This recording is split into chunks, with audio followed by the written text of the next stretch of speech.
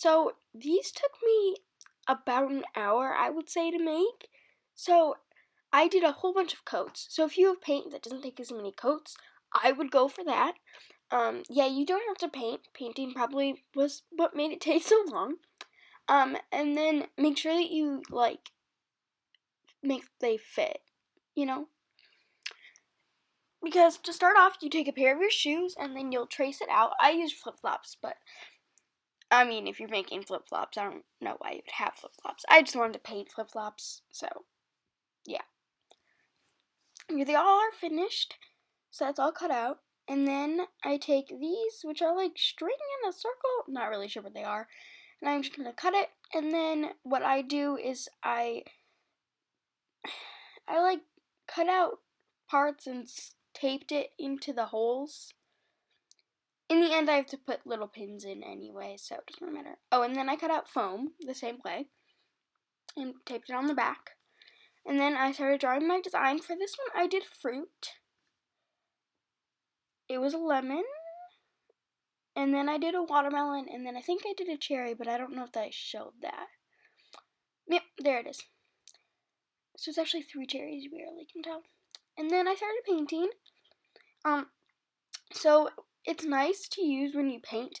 Use the same colors for multiple things. So that dark green watermelon color is also what I used for the cherry stems. And then nothing else of the same color except for the highlights. Because I actually ended up getting rid of the watermelon's highlight and replacing it with a white one because it looked better. And then I had to look at what lemons looked like to make that because I just could not remember what the coloring was. But then it was just yellow, white, yellow. So I was like, oh, that's really easy. What am I doing? Whatever. Oh. Yeah, I listened to YouTube videos as I filmed this. So my iPod's just there. And then it died. Ta-da. Those are the 2 painted ones. And then I started on the cherry. Zzz.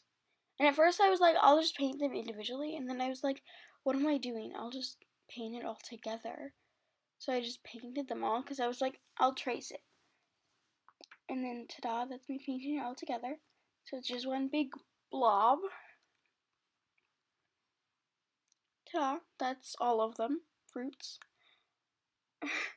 And then I do my coats again because it wasn't thick enough. So I would recommend doing a coat of white paint underneath first, because I think I could have saved a lot of time, and the yellow still looks like kind of green in some spots and kind of brown in some other spots. So there's where I undid the watermelon and I just put a white on instead. I don't show it. And then I'm just painting the cherry's leaf. Ta-da. Oh. Now I'm just fixing up the watermelon stripes. Oh, I was excited. Now I'm painting the white background. This took me so long. But I only painted like 1 coat. That's why it took me so long. Because I just made it nice and even. Thick, I mean. And then those polka dots I ended up just painting over. Because I figured they would be too hard to do.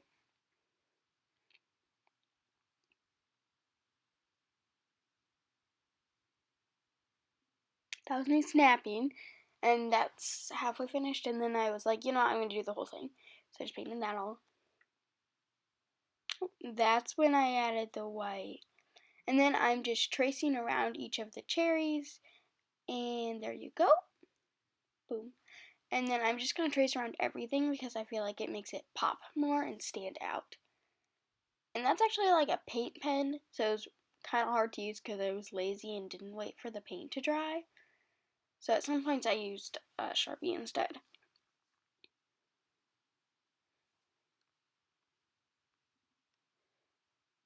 Ta-da, it's finished. Not close. And then I was like deciding how I wanted it to look. And I think, yeah, I do dots around each, like I picked out the color and then I did dots around it pretty far away for each of them. It was pretty hard to do the lemon because I was like, I have no idea where this lemon spot would be. So I just decided where it was going to be because I was like, it's close enough. And then I was like, I had polka dots before. She probably adds me in like that. So I picked out gold. Because I have the little thingy. I don't know what it's called. Like, you know when you make clocks as a little kid in class? It's those. And I just used that to keep my first one in place. Because otherwise it just came out.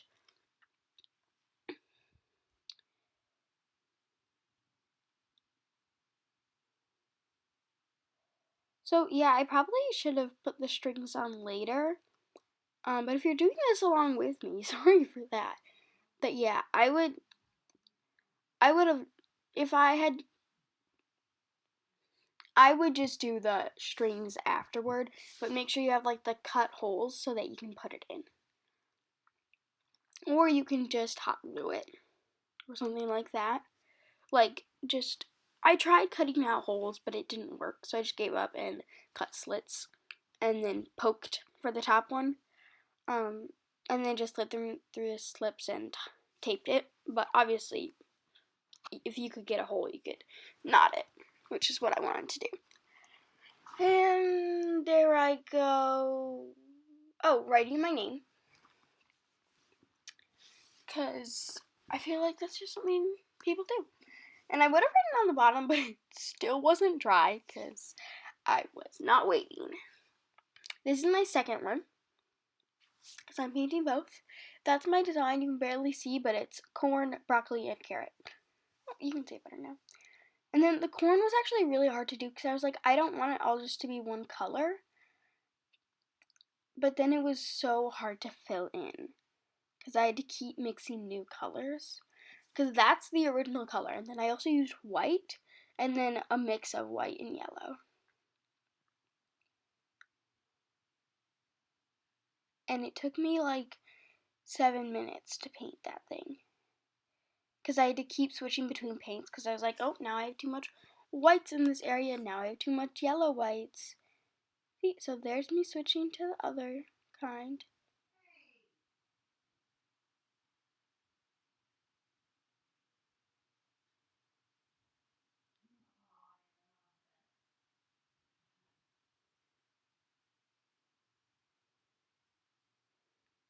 Now I started on the broccoli, and that is using the same colors as before. I used all of the same white, which I would not recommend. I feel like that is a white with acrylic lighter, which dries a lot faster than like an enamel, which is what I used.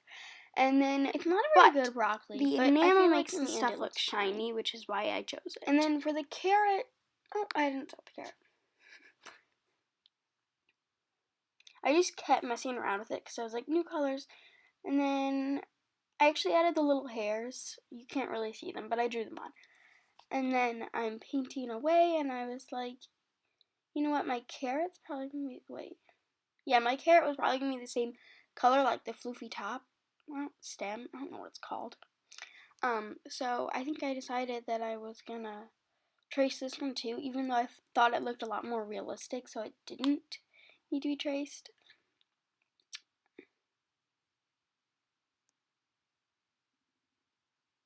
Oh, and then I go in with a lighter color around the corn. Don't really remember why, but it just looks nice. And then I decided that my corn needed to be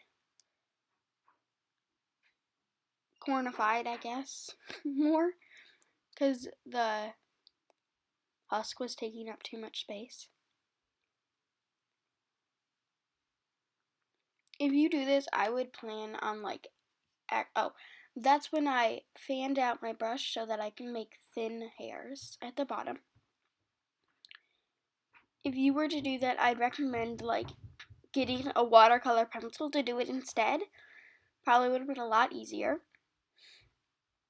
But I didn't think of that, so there I go painting different colors on the corn carrots. So it's the same color palette, but I use different colors. And then I had to mix up my corn color. No, why do I keep saying corn? Carrot. I had to mix up my carrot color with red, yellow, and some white. And that's what I got. It's pretty good, actually.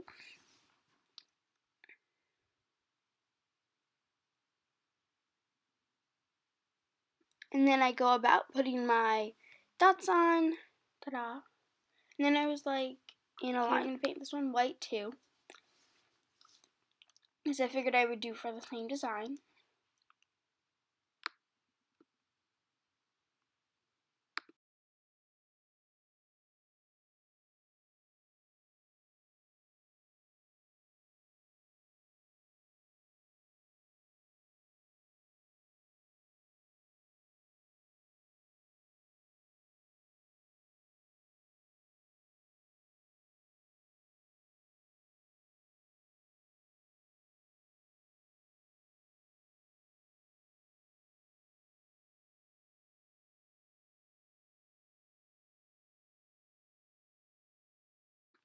And then I decided I would trace this just so that it matched my other flip-flop.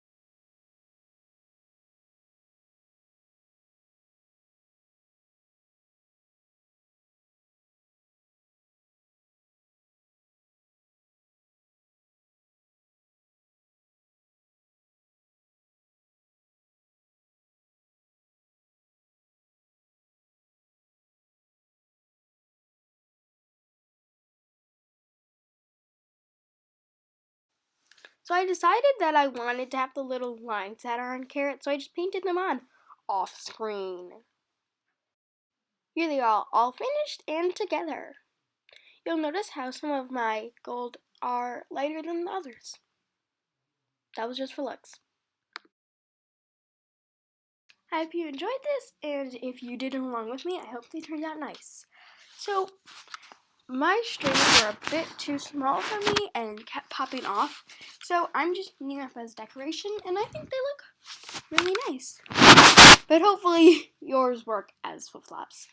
So, the reason I didn't use like rubber bands or something is because I have pretty fat feet, and I didn't want to snap a rubber band on my foot, because that would be painful. So if you did this, I would say that string and something like that is probably a good idea. But if you use a rubber band, use either like a really big one or like two.